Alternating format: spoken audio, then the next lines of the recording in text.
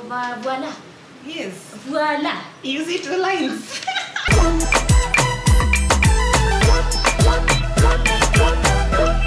Hi, welcome to Wan Wan, and we're sharing our real experiences on motherhood. So we've actually done 2 videos so far. The first one was to get to know us. Yes. And the second one was trying to conceive. So if you haven't watched those videos, please go to our YouTube channel and you'll get them. And today we're discussing about the first trimester and how we found out we were pregnant. Yes. So the first one, I didn't even take I was feeling really sickish. So I even took medicine thinking I was getting a cold, but I was feeling funny. You know you have a cold, but this one was just feeling just weird, sickish.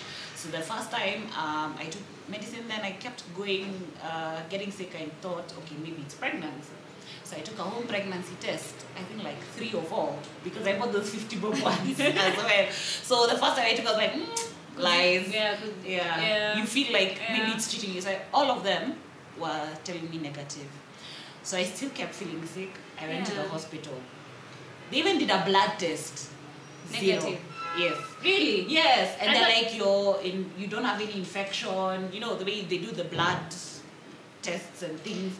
They're like, you're not really sick as such. But they said, okay, you could, but for blood, it's very accurate. So they said, maybe there's something going on, so they didn't want to prescribe anything in case they don't know what, they're not sure what is happening. So they just give me painkillers. And so they told me, they referred me to my gyna. They just said, you just go see your gyna and figure out, maybe could be pregnancy, but we're not sure. So went to my gyna and he did another, I can't remember the name of that test, but it was very detailed, where I had to wait for several days. I think it was like 5 days. Okay. And he said if the number of GWAT shoots up, that means you're pregnant. So of course he called me and said, yes, you're pregnant. I was like, oh, okay. So that happened. For the second one, funny enough, I was also feeling sickish, but I gave myself like 2 weeks. Sickish meaning flu? I don't know, you just feel funny. Your tummy, your head, it's not like coma. I don't know, you just feel really sick. Yeah. Okay. So this one I said I'll give myself time, and I decided to do a pregnancy test. And voila, I said I'll buy that one for 2 sok, not even 50 bob. That is a 50 bob. No. These are 50 bob. So I bought the ones for 200 bob, and I was like, for the first time, a home pregnancy test. I was like, oh, I saw the lines. I'm like, so this is what happens when people see 2 lines. That is how I knew. The joy of seeing those 2 lines. Yes, I know. Yeah. Anyway, so and for my story, I was feeling really fatigued for like a week. I was really fatigued. I remember telling my husband, I think I'm anemic, and I wanted to go to the hospital because I was really feeling really tired, and plus also had a homa. So I decided, this thing is kind of funny, and the things I've read online, because online, I'm telling you, when they're trying to conceive, you feel the symptoms. Yes. When you're trying to conceive, you feel all the symptoms. You feel nauseated. You feel you have morning sickness. Even the discharge, you're saying, this one, I'm pregnant. Yes. So that journey of trying to conceive, you feel all those things, and yet you're still not pregnant. So when it gets to the point where you actually are pregnant, you really want to counter-check, confirm, So I bought like a 51 again. Me and my faith. I still went for the 51. To another chemist. I had stock. I had stock. Okay. So I did that test, and this time I didn't tell my husband, because every single time I'm doing a test, I keep telling him, and it's always disappointment. Yeah. So this one, I said, I feel something is let me just try and see. So voila. Yes. Voila. Easy 2 lines. 2 lines. And I was like, actually never thought you can see 2 lines on that 50 bob test. And then of course now you start the whole journey. First trimester. And people talk about morning sickness a lot. It doesn't mean, not everyone actually, by the way, faces morning sickness. I didn't get. Lucky you. Not at all. Yeah, lucky you. For my second one I didn't get, but I know I was extremely fatigued. Yes. For sure. In my first trimester for the second one. But the first one, my morning sickness was so bad that and it wasn't morning sickness. It never used to come in the morning. I'll say morning sickness, first of all, doesn't mean it only comes in the morning. Yeah. My morning sickness was mostly in the evenings or even throughout the day. It's a whole day affair. It can be a whole day affair. And for some people, even it gets worse to the point. There's something called HG something. An extreme morning sickness. Yeah. If people follow celebrities, Kate Middleton, the princess, also had that, where you were even hospitalized. So mine was just, I couldn't put anything down for that long. Fine, there were some meals I could play along, but there were others I was just like, and I lost actually 5 kgs in my first pregnancy on the first trimester because of morning sickness. It was just bad. I couldn't stand it. I literally also hated being pregnant. Because like, this is what pregnancy is about. Nah, but I'm still grateful because there are people who went through worse. So mine was just extreme fatigue. I remember I didn't care about anything. I wanted to sleep. Sleep throughout. You know, at night, during the day, everywhere I go, I just want to sleep. Yeah. And plus, I think for me also, they boosted my progesterone levels.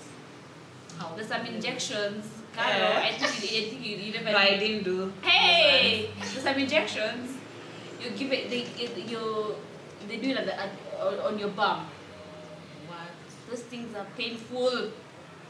And how many are you done for? 4. I did 4 per session. Or? No, like one every week. So you have to actually cram. Okay, which side you actually shot so that the next time you go for the next one.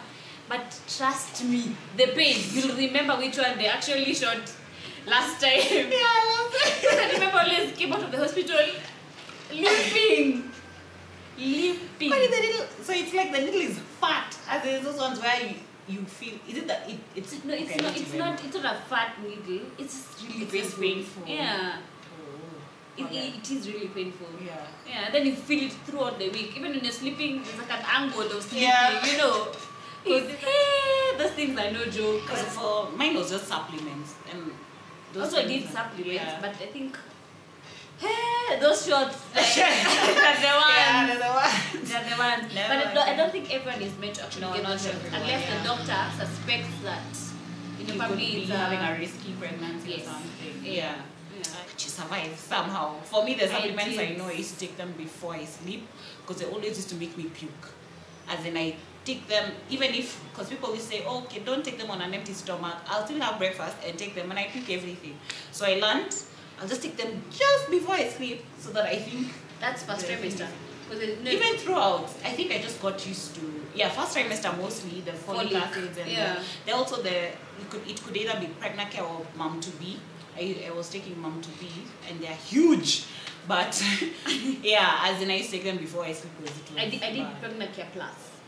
Which has like the omega 3 added.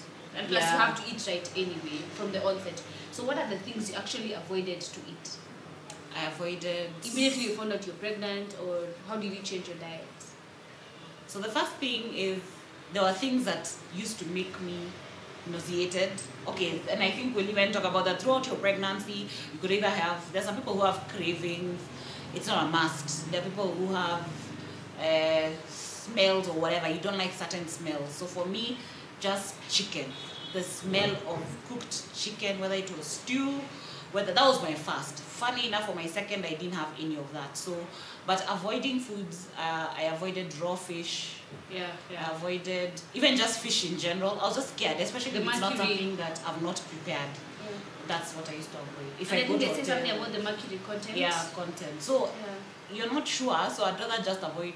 Personally, I just decided to avoid eating fish outside. If it's something I've prepared, I would eat it. I actually never did fish at all. Plus the supplements I was doing had the omega 3.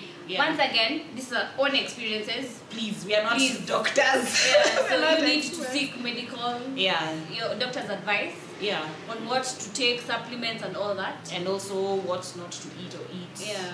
Because I know for me, I also avoided like taking milk anywhere because they usually say it has to be pasteurized. So I would boil it at home.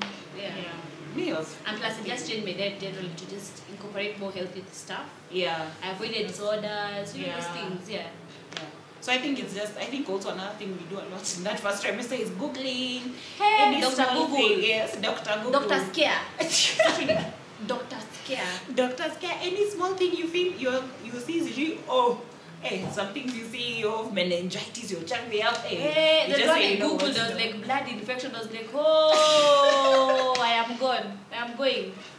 I am going. Death is calling. Hey, I am no longer in existence. Yes. It's a matter of time. Yeah, so I think that whole Googling thing is normal, but don't overdo it. Yeah, if you feel there's something really off, just go to your doctor. Sometimes I always say, you'd rather have that doctor see you 1,001 times with your 1,001 questions, true. but avoiding the whole thing of trying to self-medicate, and especially in pregnancy, don't self-medicate, because even medications, you're not supposed to take specific ones. So don't self-medicate, don't try and do things to actually, oh, I'm trying to solve this. No, see your doctor. I think you remember. When did I tell you? I think you are. Was it 15 weeks? Yes, you already passed 3 months. Yeah. Yes. But of course, telling my husband it's the same night, same time. Even if you come up with a test. You like you know? Yeah. But first, I remember I started off with family. Immediate family, just nuclear family. My sisters, my brothers, my parents. No, actually, my parents took a slightly a bit of time. Yeah. I waited for that 3 months because they usually say it's like the risky period. Yeah. So I waited. And I had a couple of sisters who used to pray with me. So those ones I knew. Yeah, those ones I had to tell yeah, them, Maombi imefika. the prayer has arrived. Yeah. So yeah. For me, It's 3 months passing. Yeah. That's the But I think also depending on how people are different. I remember for my first one, I was too excited. I told these guys at 6 weeks. 6 weeks. Yes. But also, I didn't tell the world. I told my very close friends and my family. And I think even for the second one, I think I didn't tell people. And for the second, I think we I think found out when Carol was like 4 months. Yeah, the second one I was not really in a rush to also tell people. I think also that fatigue, trust me, I was feeling like, you don't have to know, you'll know. And by 2 months, I was showing for my second one, so clearly people knew earlier.